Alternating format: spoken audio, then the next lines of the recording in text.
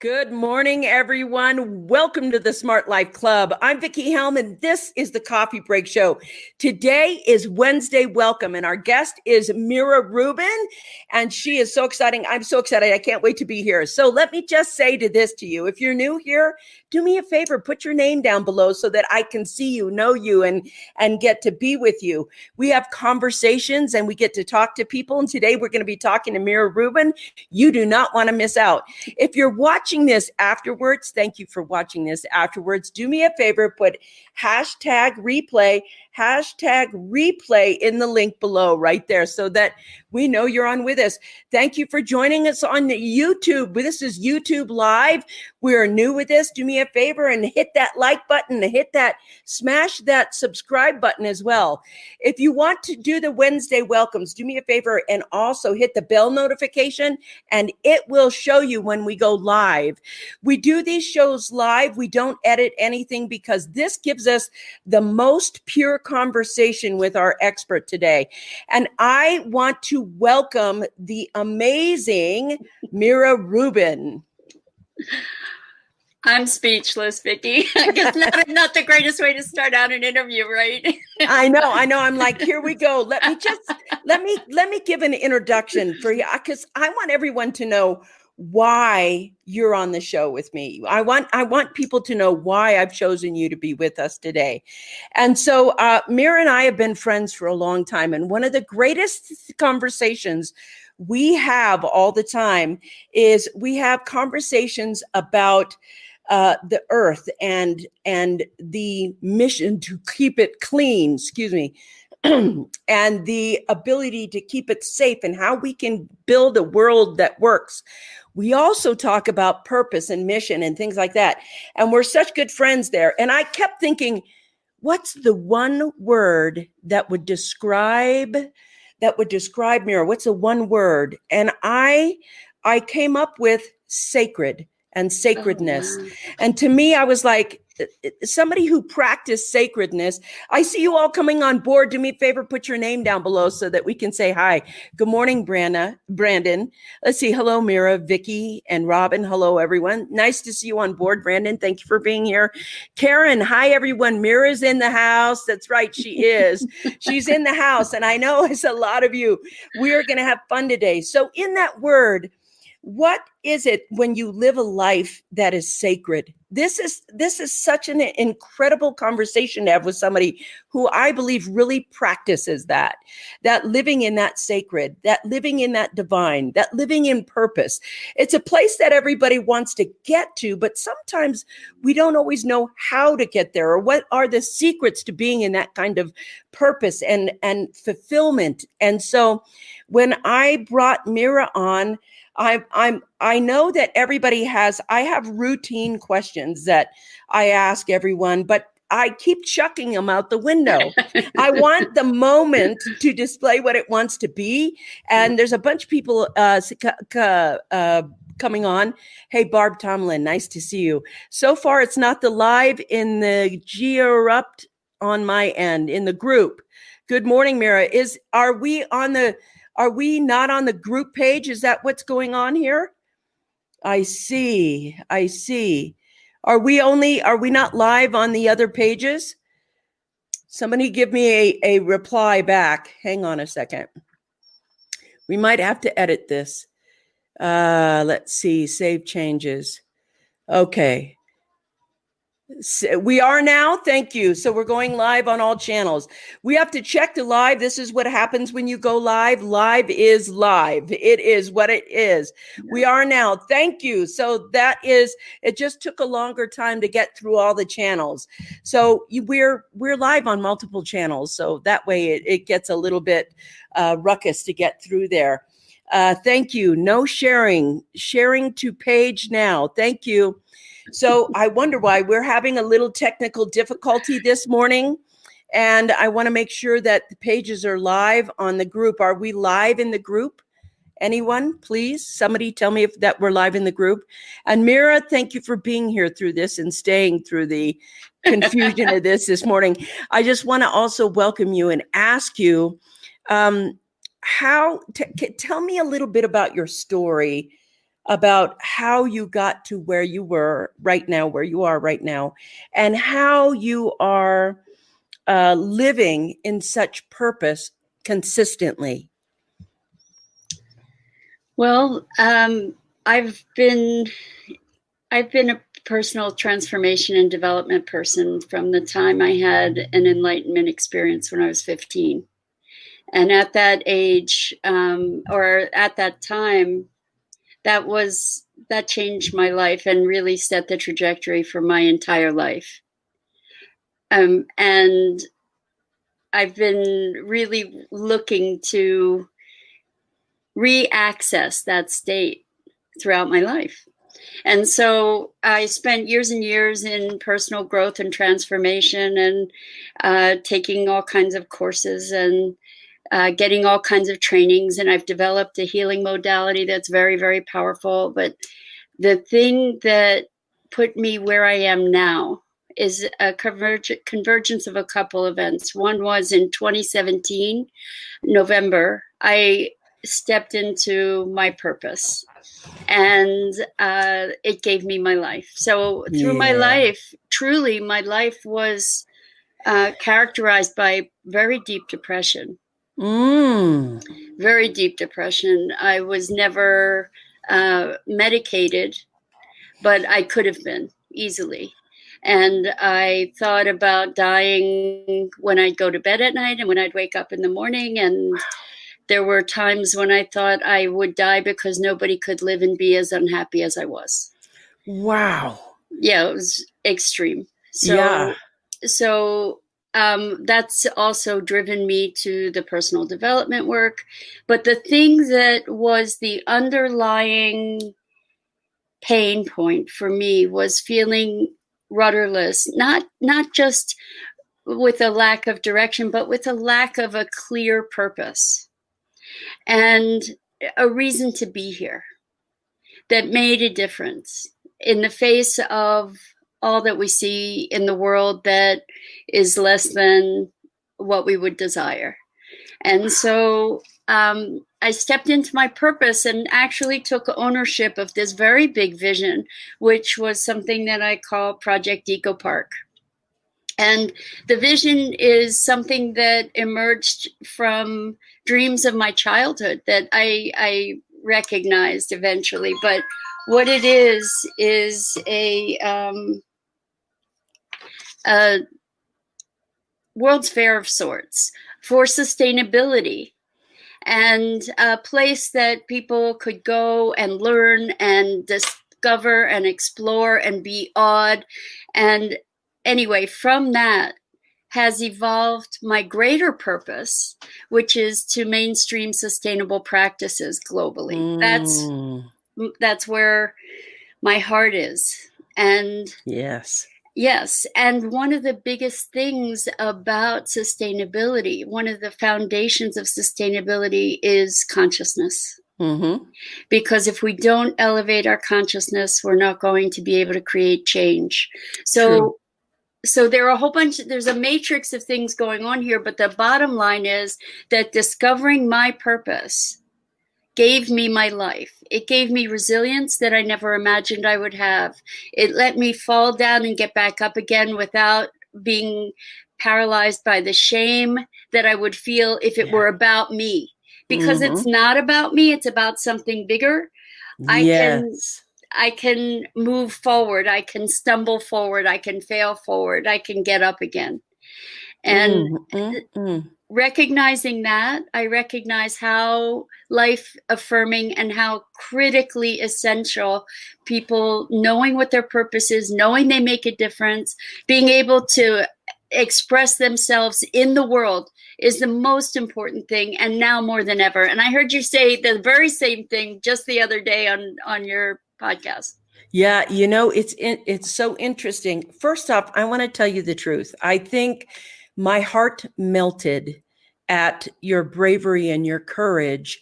I mean, it's like there's some point where you make a choice in your life and you were like, I wasn't going to medicate the pain, that's very courageous. It's super brave. And it made my heart super tender. I was like, It's so melted right now that my heart is up in my throat. Like that kind of courage is like needle in a haystack. It's a beautiful aspect of you that just, I don't know, maybe it's reflected, but it melted my heart. The other thing is the courage to grow into purposefulness, and the aspect that you said, something with consciousness, that is so important. If we don't grow in consciousness, then we're not going to be able to make the changes. And that to me is key right now. If I said, what is my purpose? It's allowing those people who help others grow in consciousness have a voice, have a way, those that serve others, because somehow that consciousness level that we are at has to evolve, or I feel like it's the choice is evolve or die. It's like evolve or die. We're at that critical place. And it's not an easy conversation to have with people. They don't know what that means, or they don't know, what does it mean to have purpose? And I know a lot of time, for me, I got confused at first, and I kept looking outside of myself for my purpose. I was like, where is it? Where is it? Where is it? Like it was an Easter egg hunt. And as soon as I found my Easter egg that was mine, then I'd be okay. Then I'd have something. And what ended up happening for me was that I realized that your purpose isn't out there. It's very much in here. And I want to go there in a minute, because everybody's trying to say hello here. And I just want to go over here and connect with everybody. Hey, Stephen. Hey, Karen. Hey, Barb. Barb says depression is so deceiving. Yes, it is. Hard to detect for ourselves as well as for others. Yes. Brandon, hello, buddy. I'm so glad you're on. Barb, too true. Depression sneaks up on you. It is a chemical problem, not just feeling sad. Yes. Stephen says, I understand. There was at that point in my life, I just rediscovered myself. Stop typing and listen. Thank you. Stephen, that is so good. Thank you, my loves. Let's see. Watch party going on live in the group now. Thank you very much, Karen. Evolve or die. That can be a tricky thing to determine. Some people spend their whole lives looking for their purpose, not understanding that they had been living it all along. Yes, we're going to take that next step into that conversation. Good morning, Lori. I went through something very similar and experienced a huge depression before turning things around in my life, which eventually led to me leaving my corporate job at IBM to pursue my passion and talents on a more creative and personal level. Sometimes we have to hit our rock bottom to make the most positive changes in our lives for the greater good of all. Yes, that is so true. And I would like to go back and ask you, Mira, how do you discern the difference between purpose and where it comes from on your inside versus trying to look outside for purpose, like an Easter egg hunt? How do we find within us, where does our purpose begin? How do we express it? How do we find it? So I think it is a treasure hunt, but it's an inner treasure hunt mostly. So I actually put together a little ebook that is available. It's called 5 Keys. What is it? Your Inner Success Blueprint. Yep. 5 Keys to Discovering What You Were Born to Do. And it is a compilation of 5 questions, essentially, that led me to discovery of my purpose. And one of the places to look, and I was actually very surprised to realize after years and years and years of personal transformation work, to realize that in so much of this work, I had learned about how to change limiting beliefs. I had learned about how to reframe situations and deal with emotional trauma and things like that. But I hadn't really learned who I was and what made me tick, like what made me unique. And that's really what we need to do to explore our own purpose. So one of the things to look at is, what are your values? Because one of the biggest sources of misery, I think, for people in the world is that they're living out of alignment with their values. Yes. Yes. And Such we a strong. and we don't even consciously know what our values are. Yes. So there's this underlying pain that we can't identify, but it's persistent and it's deep in our soul because we are defying our own nature. Yeah. So go ahead. That I want to go back to that because that's such a powerful thing. I believe in my early years that in our early years, we're taught to ignore the signals of that's coming out. And then we're living kind of in dissonance. This doesn't agree with us. This doesn't feel right, but I guess I'm supposed to. And then to me, that's how the war of the soul and the mind begin, because the soul knows it definitely says, this is what you are, but it's not acceptable in this world. So your mind comes on and says, I'm an artist. And then, but you're going to college to be an attorney, but, and that split walks with us until we go in there and meet it and say, this is my values. This is who I am, and enjoy that aspect of us. That is such a key thing. What's the next step after once you get in there and you assess your values and you want to say, okay, this is my values. This is really what I want purpose to look like for me. How does that happen for you? What do you do next? So values are something that apply in any arena of our lives, not just purpose.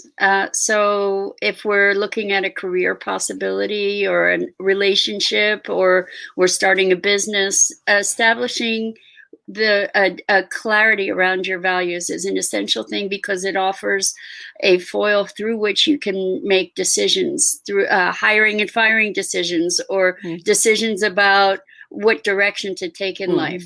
It's not going to give you your purpose per se, but it's an important factor. And there are a number of other important factors. One important factor is what lights you up. Yes. Like by really looking at your life and the things that you do in your life and what really energizes you, it'll be a revelation for so many people. It's like, well, I have all these, what really lights me up and has always lit me up is these kind of conversations. Yes. Always. Conversations around consciousness, understanding what's the nature of being, what are we doing here, how does this all work, how do we elevate ourselves in this context, what can we create, what's possible. Those are my hot buttons. I love those conversations. And another thing to look at is in your life, what were the things as a kid that you did just naturally, innately. So I used to love to play school. I loved being a teacher, and it turns out it took me till I was 40 to figure out, I'm a teacher, but my kid self knew. Yeah. It's amazing how I was just realizing that, because when you're younger, don't we always love to figure out what kind of superhero we are? We naturally go to that. And as you were saying that, I had an epiphany that I want to share with you. When I was a little kid, I used to play submarine, and I would flip my bike over, and that became my big wheel. I was always out at sea, and I was always in the water, in my submarine, in my little mind, in my little imagination. And my bucket list is to circumnavigate the world on a yacht. And I just put together, when you said that, I was like, wow, that's fundamentally core. It's so easy. So easy. And I want to talk about, because I want your opinion on this. I think there is purpose, but I feel purposeful. Like I believe I have more than one purpose, and that my actual purpose in life is to surrender to the moment and be the vessel for whatever moment purpose in the moment, whatever that is, to participate in it, to help it grow, help it this. But I feel multi-purposed. I don't feel like I have one single purpose. And for me, growing into surrender to surrendering to the moment and being aware and mindful is my purpose in that moment. And then my skill sets help me be purposeful. Do you get what I'm saying? I sure do. And I love the distinction. In my coaching practice, I work with people creating a vision and mission and connecting with their purpose. And one of the things that we do is to make your vision so big that it can encompass any vast array of expressions. So for me, you know, it's interesting. I say my mission is to mainstream sustainability practices globally, but my personal mission, I guess, for my life is to awaken. Yes. And that's what I'm hearing you say. And that within the context of that, everything falls under that umbrella. Thank you for seeing that. I feel more clear on that now. That is my purpose, to be that example of wakefulness in the world. Wow, that's such a powerful feeling I have over myself. It's like I'm feeling myself become grounded. I'm feeling myself like, yes, that is for me. That is. And so isn't that interesting when we understand why we're our inner selves and we understand what our mission, and I want to go over to this side here because people are talking a mile a minute. You guys, if you have any questions for her, put them out there. We're talking and I'll be with you in a second. But I want to express that I could feel myself drop in more as I allowed myself to feel my purposefulness. Yeah. And, you know, it's interesting because when I hit my feet hit the floor in the morning and I work or walk all day, I feel connected to the divine moment to moment every single day. And that has given me such a rich quality of life, such an intensely rich quality of life. And it's like this enriching feeling. Remember when you just said, I love to talk about conversations about consciousness.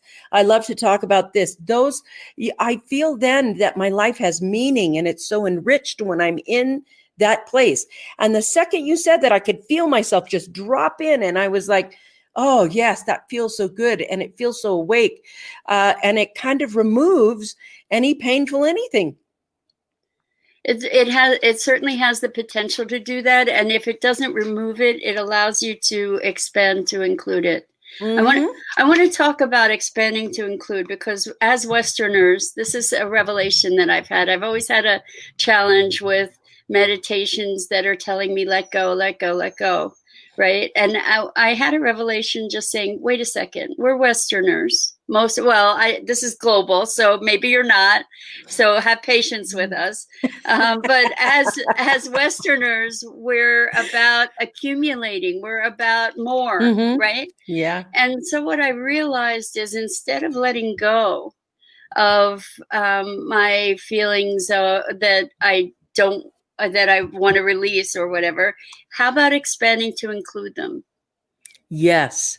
And when I expand to include my fear or my shame or my sorrow or my joy, or I'm none of those things, I am bigger than all of those things. And what happens is that I expand to include the universe. Yeah. I can really feel that in my heart. That what if you just let all of it be all in the container? Because it is. That's love. It is. It's accepting what is in that moment. It's beautiful. You guys, I'm going to go to you right now and catch up with you. I'm going to talk fast. Thank you for being here. Thank you for sharing, Lori. Thank goodness you did form a personal, selfish standpoint. It's great having you here in our close universe. Yes. Brandon says depression can also be a way to help others not go through something similar to what we went through. Yes, it is. Robin says, and you have been a great example of how to move beyond that. You have been vulnerable and shared your journey with us. Thank you for that, Brandon. That's beautiful. Wow, that's so true. Our life is an inner treasure. This is Brandon. Oh, and by the way, I loved that you use treasure hunt instead of Easter egg hunt. I was like, treasure hunt. I'm going to steal that from you, the treasure hunt. Oh, God, that's beautiful. Our life is an inner treasure hunt that we need to dig up what we went through in an attempt to become a better person. Thank you, Brandon, for that. And the treasure hunt to me is always on the inside. Stephen, you know I love you. I got to talk to you right now. Let's see. Appreciate your point on values. It's our moral compass that will determine our destiny. Yes, I agree with that. Brandon says, came up with something to put on my bucket list from yesterday's conversation. I want to go on a train, Pittsburgh, to a Steelers game. All right. That would be great. Yesterday we talked about bucket list items, and Brandon was like, I've never thought of a bucket list. So he wants to go to a Steelers game. Yes, that would be good. Brandon says connection plus self equal empowerment and purposefulness. Connection, self, and empowerment equal purposefulness. Yes, thank you for that. Barb shares, my awakening button turned on the first time I read A New Earth by Eckhart Tolle. Love that book. Love all of those books by him. The Power of Now was very enriching, and the New Earth is very enriching. And you know what? This is it to me, and maybe you have a different opinion, but to me, what is happening in the world is forcing us to come and pay attention. Pay attention to your world and become more mindful. What's important to you? And I wanna switch to a little bit of the sustainability conversation, because one of your passions is one of my passions, and I feel really strong about it. Like I get choked up or I get teary-eyed. I can barely talk about what is happening to the earth. And also the kind of guilt that I put myself through when I realized what I was doing, because my consciousness was so much on convenience and the ability to purchase in the moment. Just there's something that feels very powerful, feels unhealthily powerful about being led by desire in such a way that you're like, success means I get to do what I want, when I want, how I want, buy what I want, get what I want. Everything is about that versus having experiences. And I'm thankful for Robin for teaching me the difference between living a healthful life with good experiences versus a materialistic life. And I based my success on what I had, what I owned, how much money I made, everything else. She got me. When we first met, we downsized. I think we had 4 homes. And, I could only live one in one at a time. And I had this mountain cabin that I was going to write books in and everything else. It was this cute little 1,400 square foot place. And then I had the Boulder life where, you had house after house after house. And we let all of that go, and it felt so relieving. But I realized the mind trap that I was in that allows us to really harm the earth, and sustainability has become my lifestyle, and I love it. And I would love it if you would share about your sustainability podcast, your sustainability future, what you're hoping to do, and how people can become involved in what you're doing as the sustainability future that you're building, a life that works. So would you tell us all about that? Sure. I actually want to just back up a second to make a segue from consciousness to sustainability. So also your definition of success, you've redefined it. You've redefined success. I think that one of the biggest lessons of being on the planet is to choose, to recognize that we have choice, in every moment. We have choice on how to respond to things. We have choice about what to do, what to value, what to believe. And so you're talking about success and the traditional material definitions of success, and more is better. There are certain assumptions that certainly in a Western culture we've adopted. More is better. Money fixes everything. You know, my wants and needs are more important than somebody else's. It's competition. It's fierce out there. And I think the thing that is the transition, the consciousness transition to sustainability, is to recognize that we're all connected. And as soon as we start recognizing that we are part, a very, very small part of a very, very big organism that stretches around the planet and includes the planet, then from that paradigm, we can create new values, back to the values. And then my success is driven on how mindful I can be and how responsible I can be to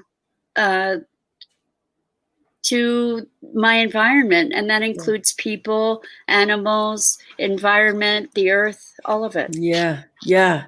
There, I must admit, this was a big transformation for me, because I was the kind of person, I don't think I had a car that was over 3 years old.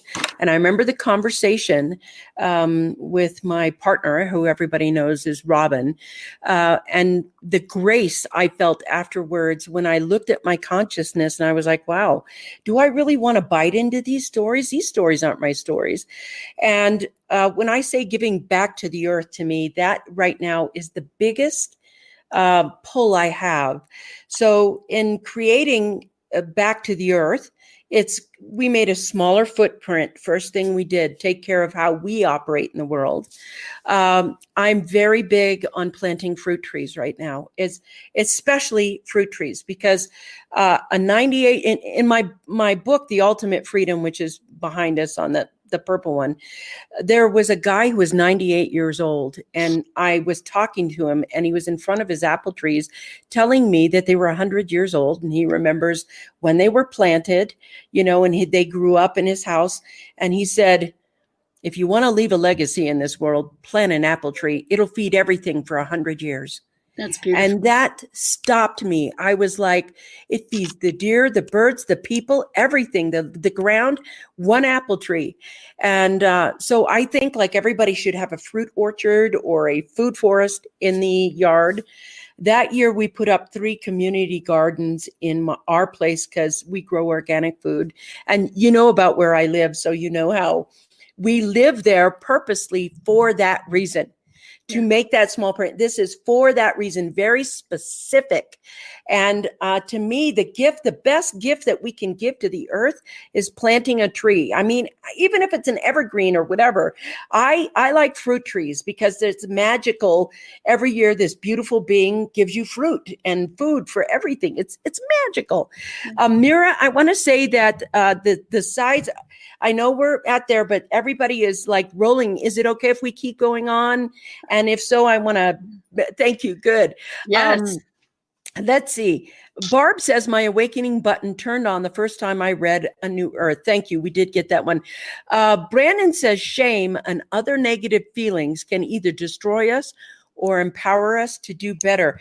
Ooh, I may want to go back there. Yes, I want to.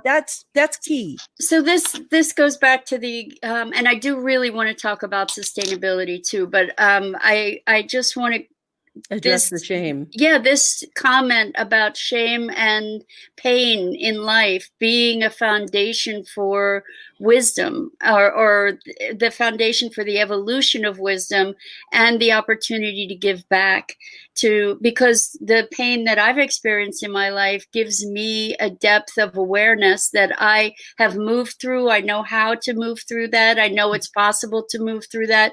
And in my coaching practice, I support people in transforming that. So you're right. I agree with Brandon 100%. Like, we have the choice to be victims or victors.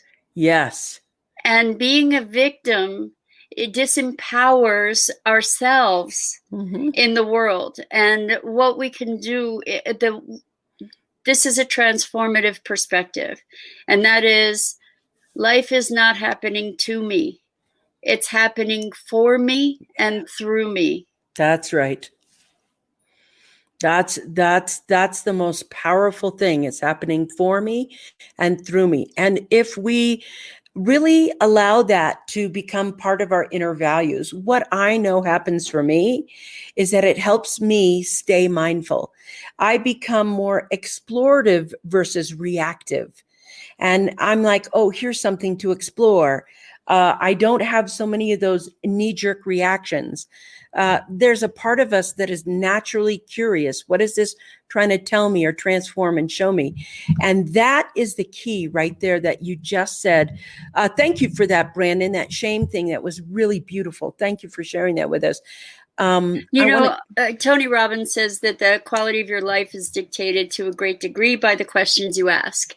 And so when you encounter a tragedy or you encounter a difficulty or a setback, or anything new, the question is, what's the opportunity in this? Yes, that's a beautiful question. What's the opportunity in this? I always say that I like yours better. I always say, I wonder what's here. I wonder what do you want me to know? What do you want me? But what opportunity is this? This is a beautiful question.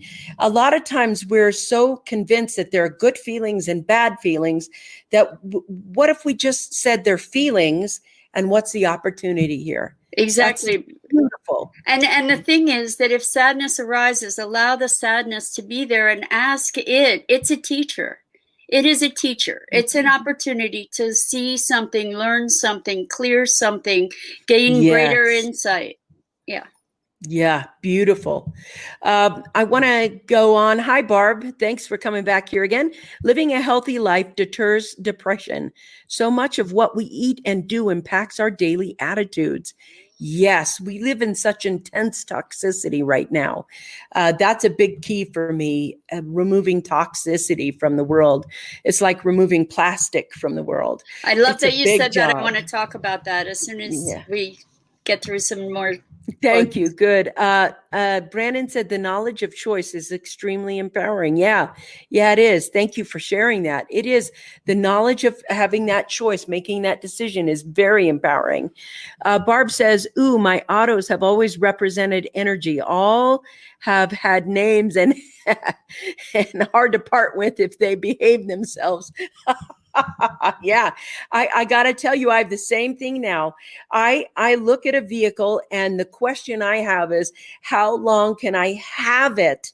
I don't need, I'm like Sam Walton in my mind now when he first started. I have the same vehicle that I've had 200. It's like your ego dissolves when you find out that having stuff doesn't mean anything. Stuff is just a thing. And your state of consciousness, your state of joy is all about your inner workings and not what you possess. That is such a fundamental, foundational change that is taking place in the world right now. And I think it is so important. I want to go to the plastic thing. I want to go to the world where we are talking about what you can do every single day to help that transformation begin, so we can begin to heal the planet and ourselves. Can I give a shameless plug for You go, girl. Okay. So we have a podcast, myself and my partner, Scott Billy, my business partner, and it's called Sustainability Now. The URL is sustainabilitynow.global instead of .com. And you can find our podcasts on all the podcast platforms. We also just started a Patreon page. So, hey, Karen, can you find that link somewhere and put it in the link down below so people can find the podcast and the Patreon page? Thank you. We have the podcast is sustainabilitynow.global, but we have been supporting it as a passion project out of pocket, and now the pockets are empty, and we would love some support from our community. We want to grow the community, because the only way this is going to happen is if we do it together. Yeah. So thank you for giving us space for that plug. I appreciate it. No worries. I think there is a part of me who wants to really be of service to those people who are of service. And when we get projects and things that are help everyone thrive and everyone feel better, those are the things that I love to support and I love to have on the show. It's so important because people like, I want to go back to what Barb said. We live in a lot of toxicity, and cleaning the earth right now. And I don't care what side of the conversation you fall on. If you think, climate change is real or not, doesn't matter. No, it does not matter. Your house is dirty. Your house is on fire. Your house is on fire. Yeah, it's on fire. You need to come back and just take care of the house. It doesn't matter what part of the conversation doesn't matter. We're at, to me, an emergency point. We are. And everything in this thing that is happening right now is a result of the type of unbalanced life we've been living between manufacturing of desire and things and moving from inner peace to outer. It's gluttony to me. It's gluttony how much we want of, I got to have this and buy this and get this and have that. It feels gluttonous, and it's also damaging. It's also founded on a notion of disposability. Yes. And if we look at that, it's been pervasive on all levels of our culture, in the products we consume, the packaging we consume, the way that our businesses operate. People are disposable. It's just not okay. And so is this a good time to segue into some things? Do it. Okay, go, girl. Awesome. I just recently learned about a Greenpeace initiative. Greenpeace is targeting Target, which Target is an organization that cares about how people respond to them and cares about the planet. And they and everybody have lots of products in plastic containers marked recyclable that are not recyclable. So if you're interested in finding out, and by the way, recycling plastics is a sham, which I will talk about in just a minute. But it's a big hoax. It's a feel-good hoax, the recycling thing, to let us feel like we're making a difference. But so this, I'm really passionate about this. So I'm just gonna roll here. So less than 9% of all plastics get recycled. Wow. And what happens is the plastics that we put in recycling bins are often not recyclable at all. And they end up in incinerators or landfills or the ocean. And the only solution to the plastic crisis on the planet is stop using single-use plastics. That's the only solution. And meantime, what we can do is hold organizations accountable for refill and reuse. Start requesting it. So what can we do? We can go to greenpeace.com, look at their plastics pledge or their plastics initiative, which is actually to add little tags on things at Target saying this isn't recyclable. Wow. It's kind of interesting. Fantastic. Pretty interesting. And they have support things that you can download to support you in doing that, labels and such. The other thing is to start carrying your own bags. Ask your grocery stores what their sustainability plan is, what they're going to do to stop using single-use plastics. A co-op that I belong to is migrating to refill and reuse containers. So you pay extra for a deposit on the container. Like when I was a kid, we paid deposits on cans and bottles. That's and right. We need to go back to that. We need to go back to that nationally. And so talk to your organizations. When you stop buying plastics in prepared foods in plastic containers, people will find other solutions for it. So that's vote with your dollars. Find organizations that are sustainable in their values, that sustainability is a primary value. Carry bags, Carry containers with you so that when you go to a fast food place, you ask them to put the food in your, well, maybe not fast food. I don't know if they would do it, but I've been to restaurants where I've had them serve me in my container. They put the food in my container. I bring my own silver. I have my own container, and fantastic. There's no waste there, right? Mm-hmm. When you're creating meetings and gatherings, don't use plastic. You know, if you have to use paper, okay, but ideally, why not have washable utensils, washable plates and things? What else is really simple? I mean, those things are really simple. Carry your own water bottle. And you know what? We really need to know that everybody that thinks that they're being healthy by drinking water from plastic water bottles is poisoning themselves, because the water bottles off gas. At the very least, there are also micro particles of plastic in that water. So as that water is transported, before you ever get it, it goes through all kinds of temperature changes. The plastic leaches into the water. It's got all kinds of toxicity in that water then that you're drinking to be healthy. Plus, that plastic bottle that you drank from is going to be around for hundreds of years, or it's going to be incinerated and it's going to pollute further. So plastic bottles are not the solution. And our water is becoming less and less safe. Our water, we don't even realize this, but we have aging municipal systems, and the pipes are leaching all kinds of metals and other things into the water, not to mention pharmaceuticals that are polluting our water, as well as bacteria and parasites. So what you want to do is look for a really good water filter. And there's a water filter that we represent. It's called Purity, Puritii. Yeah. There's so much that we can do. Buy bulk food, then bring your own container. Yeah. So that way you're not using plastic containers or plastic bags. Carry, you can use waxed cotton that you can buy to wrap things in. Straws.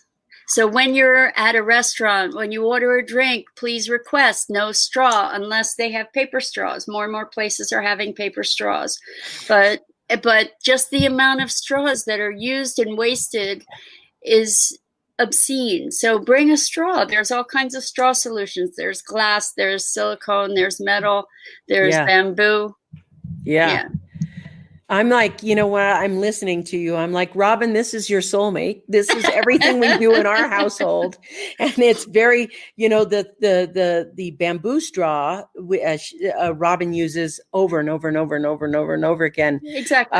But and the bags and the things that you're talking about is all very strict in our household. We really are made it as much as possible, as small as this. I really want to go over this and emphasize what she is saying, because the truth is you can ignore that your house is on fire. And the house right now is getting to the point where the fire damage may not be repairable in our generation. And we have to come up with solutions where we stop ourselves from throwing gas on the fire. And that the issue that we have is that we keep throwing gas on the fire because it's convenient. And it's convenient to have paper plates. It's convenient to have things like that. And when she was just talking about, you know, have plates that you can just wash and reuse. And I think every single day, yes, that's there. And in my house, we have made going out to eat very small. We do a lot of it home cooking simply because you do so much damage going out to eat. Your heart feels like, oh, it's a fun time. I'm going to meet my friends and blah, blah, blah. And in our house, we've switched that. We don't go out. We have a dinner party, because when we have a dinner party at home, I can make all of this food and I can put it all on plates and glassware that I don't have to throw out. I just simply put it in the dishwasher and we use it. That night, I enjoy having dinner parties. And so there are simple things where you don't have to lose those things that make you feel fun, like, girlfriend, let's have lunch. Let's have lunch at my house. Just that simple thing right there. Your thoughts on the state of our world right now, and i.e., I'm going to poke a little bit at the coronavirus, because what I've noticed about the coronavirus is it's scary and all that, but they've landed all the planes and flights have gone down, and they're noticing how China's air is getting cleaner because of this lockdown. And it's an interesting thing. What if this virus was actually a way where we stopped and looked at our healthcare systems or our manufacturing systems differently? What if, I mean, it's not a great thing to have happen, but thoughts on that? What's your perspective of it? Well, I think we get to choose whether we're going to succumb to the fear of it. But I love that you're talking about what's the opportunity. And I want to, again, do another little plug here. Two things, actually, I want to talk about. We just are in the beginning of a collaboration with REI, the sporting goods store. Yeah. They're a co-op. They have 18 million members. And we have we just did our very first live audience recorded podcast. Cool. At REI. And our guest was Maya Van Rossum. Now, this is a little bit of a segue. It's a little bit off track here, but I just want people to be aware of this.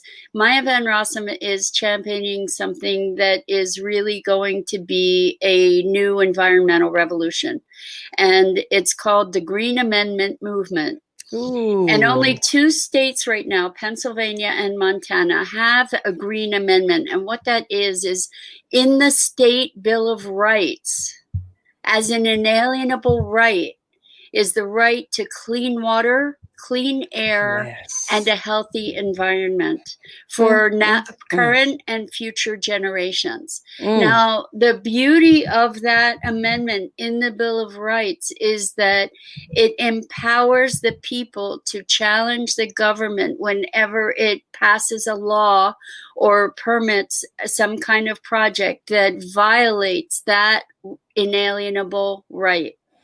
Beautiful. And so it's beautiful. And let me think what it is. Oh boy, now I'm trying to remember her website. If you search the Green Amendment or Maya Van Rossum, you will find the website that is all about how to get this initiated in your state. It's important that it be done properly, so don't go off uninformed. This organization is there to assist you.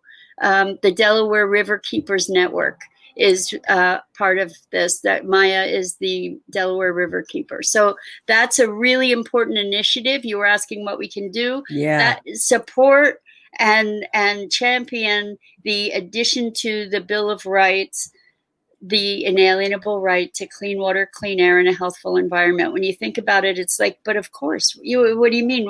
Why is that not there? And it isn't. And as we shift that, it will shift everything. Beautiful. That's the start. That's Grassroots. a start. Let's do it. Yes. And so that's the first one. And the other one is that on June 24th, which is a Wednesday, if you're in the Philadelphia area, we will be doing another live audience. And then these podcasts will be released. Like the interview with Maya is going to be released in the next week or less.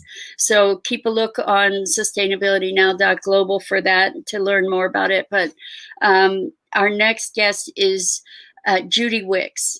And this comes back around to what you were saying with the coronavirus, because Judy Wicks has been a champion of local economies for forever. And she was one of the first people in the Philadelphia area. She pioneered in the Philly area on the East Coast, the farm to table movement. Ooh. And she was a restaurateur. She's created a number of initiatives. I call her a one-woman revolution. But what she's doing now is championing local economies. And what I see about the coronavirus is that it is going to make it a requirement that we have sustainable, robust local economies, that we don't rely on externals for the integrity of our communities. That is beautiful. And what you were saying about inviting people to dinner, again, this is the movement from fast to slower, from disconnected to connected. Yeah. Right? So we are going to be relying more on each other. We're going to be able to connect more deeply and more intimately with each other. And I think that if there is a benefit to this, that certainly looks like there's that one of those That's benefits. Gorgeous. Yes. Thank you. I think that paying attention to local, that's another thing we fiercely do, is buy local and know our local providers. And I think everybody needs that. Mira, it is always a joy to talk with you. And I know I could have coffee for 3-4 hours and we could chat. I want to say thank you so much for joining us and just being really cool and saying, well, we'll just talk until, the hour's up.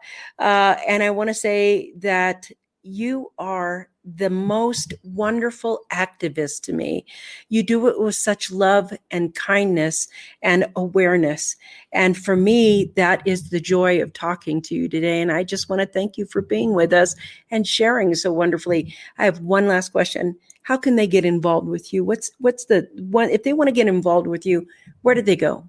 Well, if you're interested in sustainability, you can find our Facebook page, Sustainability Now. You can also go to our website, sustainabilitynow.global. I do coaching. I do high-level coaching for coaches, healers, teachers, people who've done lots of work. And it's a very small and intimate program, but I do have some spots left. So if you're interested in that, you can go to yourcoreconnection.com, and there's a place where you can download the ebook that we talked about. Yeah, it's really good. And thank you. And there's also a place where you can schedule a call with me. Now, if you want all those resources all in one place, you can text my name, Mira, M-I-R-A, to the phone number 64600. You'll get a link. And when you press that link, it'll give you access to my digital business card that has all my contact info. Thank you. Thank you. Thank you for being here, you guys. That was the Welcome Wednesday Guest Coffee Break Show. Thank you for joining us. I will see you next week where we're going to have a really great guest on. Mira, thank you so much. Mwah! Peace out, everybody. Vicki, thank you. Bye-bye.